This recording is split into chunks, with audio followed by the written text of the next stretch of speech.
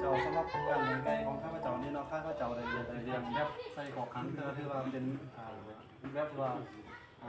ตรงที่เราขอไก่ข้าพเจ้าก็คือเรื่องการเลี้ยงนี่ข้าพเจ้านี่จะเลี้ยงไก่ลูกผสมมาเป็นไก่เนี่ยละไก่แม่พันธุ์ล้วนเนาะจะเป็นพ่อพันธุ์ที่เป็นไก่หลากเนาะหรือว่า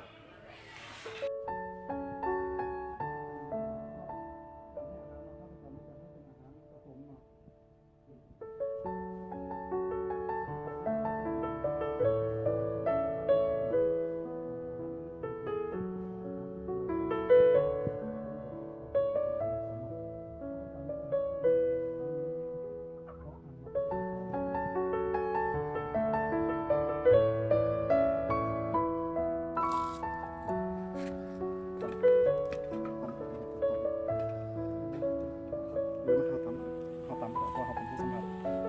อันน